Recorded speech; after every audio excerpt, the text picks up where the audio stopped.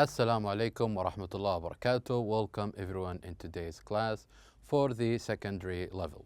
Our textbook is Mega Goal 1.1 and today we will cover Unit 1, Big Changes, the Grammar Rules.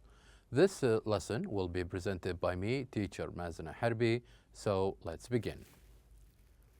Our objectives in today's lesson. In today's lesson we have so many objectives that we would like to achieve.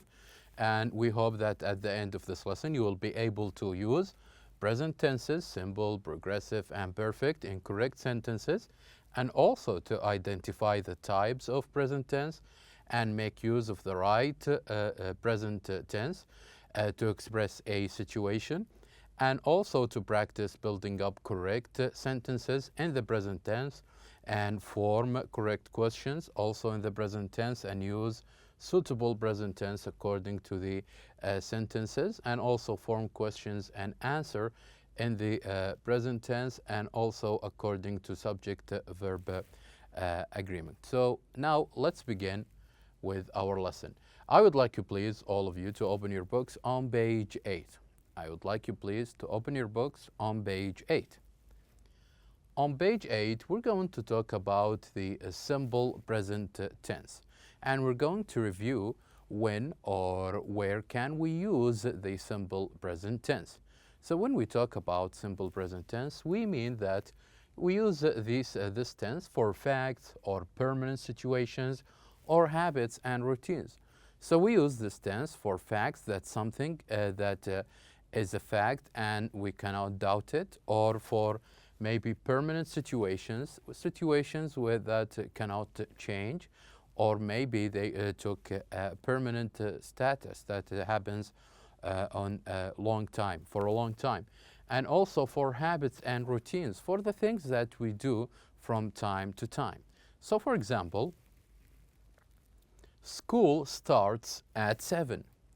School starts at 7. So this is a kind of a fact, so this cannot be changed. And this is what we used to from the beginning of our studying, that school starts at 7. So this is what they mean by a fact. And also, we don't have school on Friday. We don't have school on Friday. This is also a fact. This is something real and it is a fact and cannot be changed, that we don't have school on Friday. And also, when we're talking about permanent situations that cannot change, or situation where it happened for a long time, when we said, I live in Saudi Arabia. I live in Saudi Arabia. This is a permanent situations that happens for a long time and will continue for a long time. So this is permanent. And also when we talk about habits or routines, maybe you can talk about something that you usually do every day. For example, I go to work every day, or I watch a movie every week, or he plays football every weekend. So these are examples on the use of simple present.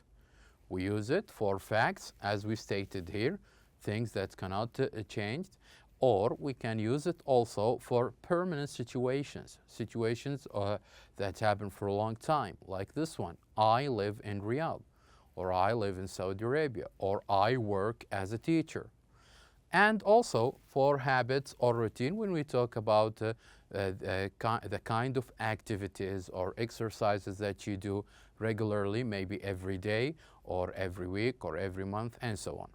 So this is the basic use of the simple present.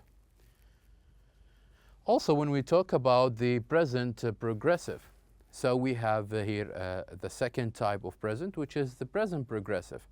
And we use the present progressive usually for actions and situations that are happening right now at the moment or in progress, maybe something that developing or changing, or for a temporary situation. For example, we are studying grammar. So right now, at this moment, we are studying grammar. So here, since we're talking about actions that are happening now, we used the present progressive, which is we are studying grammar. Also, another example, I am searching for an error in the homework. I am searching for an error in the homework. So here I'm talking about something that is in progress. So right now, at this moment, I am searching for something to find, or some error to find in the homework. Or for example, if we want to talk about a temporary situations, as we can see here, if I said I am moving to a new house, I am moving to a new house, or I am staying in Riyadh. So this is a temporary situation. This situation will not won't last for a long time. It's only temporary. So this is the difference between the simple present and the present progressive. In the simple present, we're talking about something that is permanent, that will stay for a long time, like I live in Riyadh. And here, for the present progressive, we're talking about something that is temporary, that won't last for a long time. For example, when I say, I am staying in Jeddah. So here, these are the three main things that we use or that we should use when we are using the present progressive, which is actions that are happening now, like for example, we are studying grammar, we are studying at this moment, and also something that is developing or changing. For example, when we say technology is changing, it means that there are changes every day and day. So this is the kind or the right use of the present progressive when we're talking about something that is developing very quickly. And also for temporary situations, when I say, for example, I am staying in this place, and this is temporary because I already live in another place. So these are the uses of the present progressive. So we have reviewed the use of the present progressive. So let's talk about more about the form. How can we write a sentence in the form of the simple present and in the form of present progressive? As you may notice that, let's have a look here at this sentence, and you can detect the difference of use between the simple present and the present progressive. So here, John lives in Quebec, but he is studying in France this year. So John lives in Quebec, but he is studying in France. So here, as you may notice, this sentence has two present tenses. The first one is the simple present, where we are talking about a permanent situation that lasts for a long time, which is he lives in Quebec. And also in the second half of the sentence, or the second clause, we're talking about a temporary situation, which is studying in France. He won't stay in France to study for his whole life. So this is a temporary situation.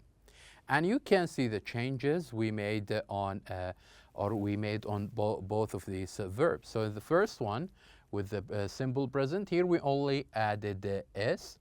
And if we have he or she or it as a subject pronoun, we should add the s to the verb. And this is how we can use the simple present. And when we are talking about or using the present progressive in a sentence, we should add to the verb ing. So these are very important changes that we make to a verb whether we use it for a simple present or for the present progressive. So here, as we said, that John lives in Quebec, this expresses a permanent situation. This first clause, or this first half, expresses a permanent situation. And also for the second one, but he is studying in France this year. This is only temporary. Until he finishes studies, he will go back to live in Quebec. So we need to differentiate between what it is, so we can know when can we use which, whether simple or progressive. We need to know the kind of situation or status, whether it's a permanent or temporary. And also here we can have other example. The sun shines most days. The sun shines most days. So here is a fact that which is the sun shines every day. This is a fact, and because it is a fact, we used the simple present. But here on the other half, today it isn't shining. Today it isn't shining. And today, since we're talking about right this moment, we use the present progressive. It isn't shining. It is cloudy. So it's very important that we know the function of each of these tenses. So with the simple present, we said that we're either talking about a permanent situation or talking about facts or habits. As for the present progressive, we said that we need to use it only for actions that are happening right now or with the temporary situations. So it's important that we know the function of each tense. And right now, let's talk about the simple past and the present perfect. So we use the simple past, of course, to talk about events that began and ended in the past, to talk about actions that already happened and ended in the past. Like, for example, the Russians launched the first artificial satellite in 1957. So this happened in the past and ended in the past, and it is no longer happening right now. So the Russian launched the first artificial satellite in 1957. Now, the other example about the present perfect, so we use the present perfect to talk about events that began in the past and continue into the present. So, unlike the simple past, we said that the simple past, we're talking about actions or things that happened in the past and ended there. But with the present perfect, here we're talking about actions that happened in the past and they still continues in the present. For example, the United States has launched many astronauts into space since 1969 and continues to do so. So the action that happens in the past, which is that United States has launched astronauts in 1969. So the first part, actions happened in the past, but it still continues and continues to do so. So this is the difference between the simple past and the present perfect. So here we can have a look at the form. How can we form, or what is the right form of each of these tenses? So with the simple past, as you can see here, we only add ed to the verb to change it into past. Or if it's a regular verb, then we use the right form of the verb. But with the present perfect, it doesn't matter what the kind of verb is it. We must first add either has or have. It depends on the subject pronoun. So we add either has or have plus the third form of a verb. So by using these forms or by using these changes or adding these changes to the verb, we know or we can tell whether the actions that happens in the past and ended in the past or actions that happened in the past and still continues until the present. So it's very important to know that how can we form the each tense. So in the first one, if it's regular verb, only add ed. If it's irregular, then choose the right form. In the second one, with the present progressive, we use has for, as you may know, for the subject pronoun he, she, or it, and we use have for the other pronouns. And after this, we use the third form of a verb. So, after this revision and introduction of the differences between the simple present and the present progressive and the present perfect and the difference between the present perfect and the simple past, let's try to answer a couple of questions about these tenses. So the first one here we have question number A. complete the sentences with the words in parentheses, use the simple present or the present progressive of the verbs. So here we need to answer, or here we need to take into consideration two things. That whether the sentence is talking about the functions that relate to the simple present or about the present progressive. So let's try to read number one and answer it together. Number one, he plank with his uncle until he can find his own place. And the verb that we should use here is live. So let's try to break up this sentence. He, supposedly, he lived with his uncle until he can find his own place. So by listening to the sentence, what do you think? Is this situation is temporary or if it is permanent?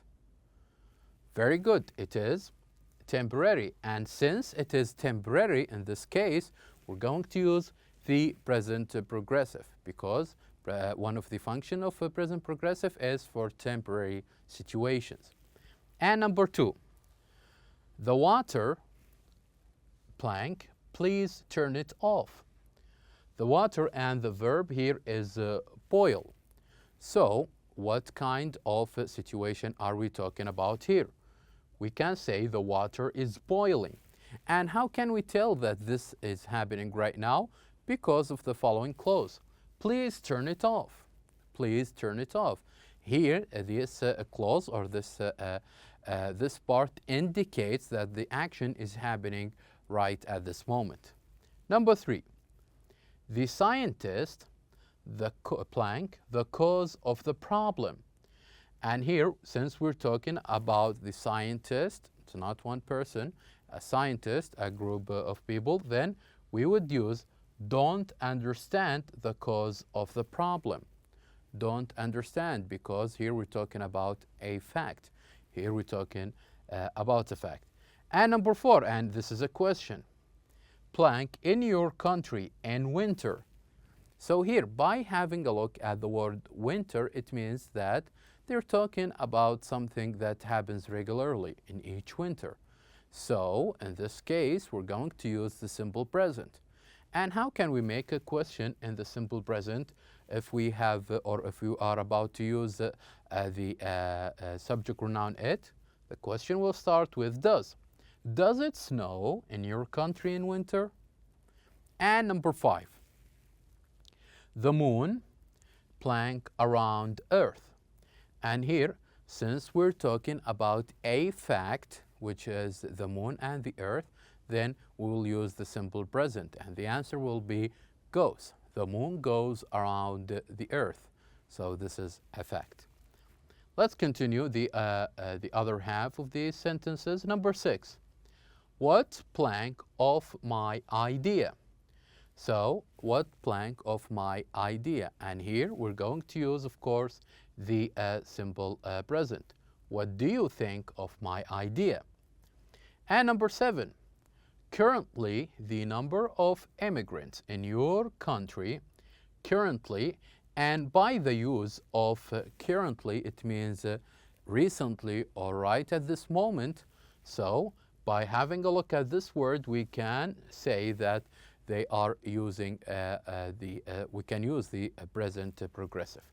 The number of immigrants in your country is increasing. Number eight, the year the first Grand Prix took place in Dubai. The year that first Grand Prix took part in Dubai. And here we're talking about something that happens regularly. And here we'd say, we don't remember the year the first Grand Prix took place in Dubai. So we used the simple present. Number nine, Dubai is part of the UAE, but it plank as many oil reserves as Abu Dhabi. So here we're talking about a permanent situation, but it does not use as many oil reserves as Abu Dhabi. And number 10, Ahmed has a part-time job on Saturdays, but he plank today. And since we using it today, so of course we're talking about something happening right at this moment. So the answer will be, but he isn't working today. So these are the answers of the first question, which is a very interesting one. Just if you know the functions of the simple present and the present progressive, you can answer more questions and sentences like these. Now, I would like you please to turn your books on page 9. On page 9, we're going to see this email. And what I would like you to do here is to complete the email with the correct forms of the verbs and use the appropriate tense. So here we have more than 20 verbs, and what we need to do is to put each verb in the correct tense. So first, we're going to read the email, as you can see. And after this, we're going to define some of the words that you may read here in this email, and then we'll answer it together. So this email is to Martin, and it is from Fernando. So having a look at this email, and let's read it together. Hi Martin, how is it going? I hope you are well and that you not work too hard. University life in Britain, and it's very different from the way it is in Santo Domingo. And most international students in dorms for the first year of study. The dorms are the places that help a new student gradually settle into life in the UK and meet other students like them.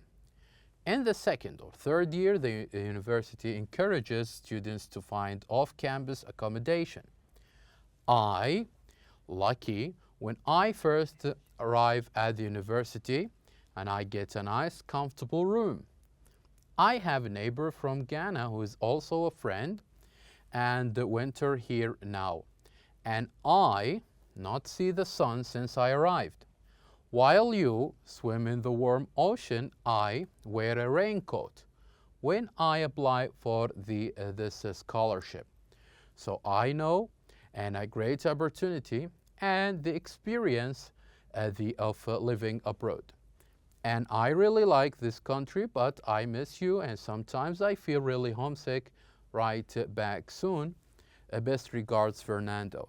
So here we made a quick reading on this email just to have an idea about what we are about to answer.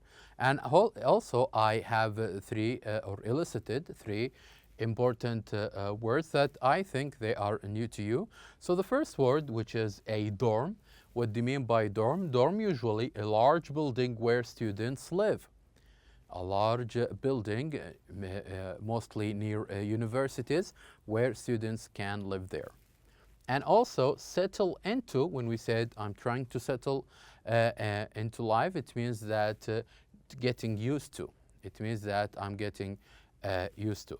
And off-campus accommodations, it means the places to live and not on campus, which is an opposite of dorms. So these are the important words that I would like to highlight here. So let's now try to read the email again and try to put or use the perfect tense for each one.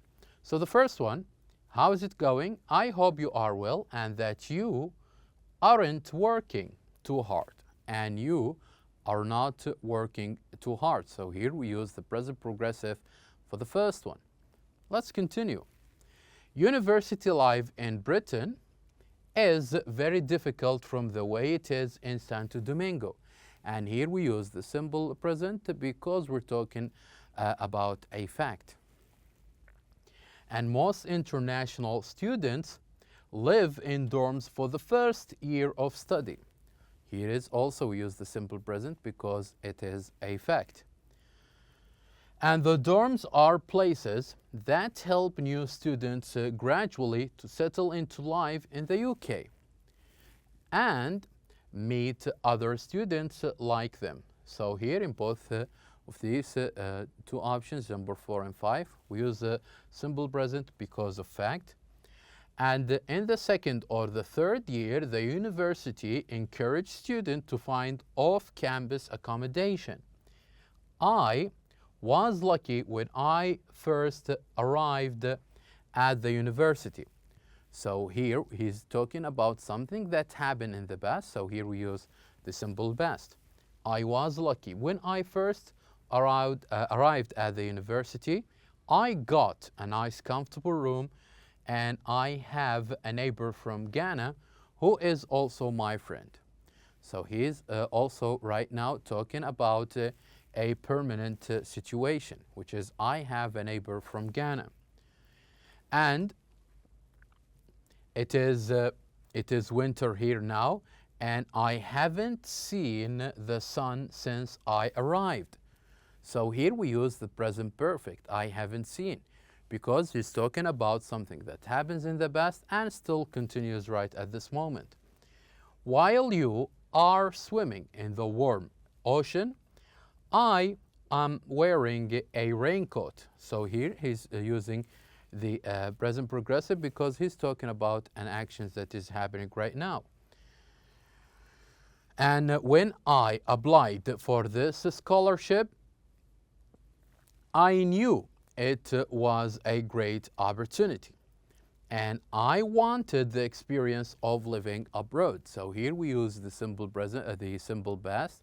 He's talking about something in the past, and I really like this country, but I miss you, and sometimes I feel really homesick. So these are the verbs that feel like, miss, the kinds of verbs that we always used in the simple present tense. So here you go. These are the answers of the email that on exercise B. And so it's very important that when you read each sentence, you can identify the situations, and you know the function, and they use the proper tense. Finally, here in exercise C, if you were in Martin Place, ask Fernando from exercise B about his life in Britain. Maybe you can work with a partner and make up questions and answer. So you can choose any of these places and have a conversation like this. Have you been to Bath? Yes, I have. When were you there? I was there a month ago. And did you see the Roman baths? Yes, I did. So these questions help you to trying to figure out or trying to learn how to form questions that happens in the past. So maybe with a family member or a classmate or a friend, you can choose any of these places and make similar questions and answers like this. So here we have written also other example when we chose fish and chips, and we made this conversation. So you can try it by choosing any place that you like from this page. Now, before you go, don't forget to check on pages 81 and 82 for more practice of the grammar of this unit. And now, we have reached the end of our lesson. Thank you very much for watching, and I'll see you next time.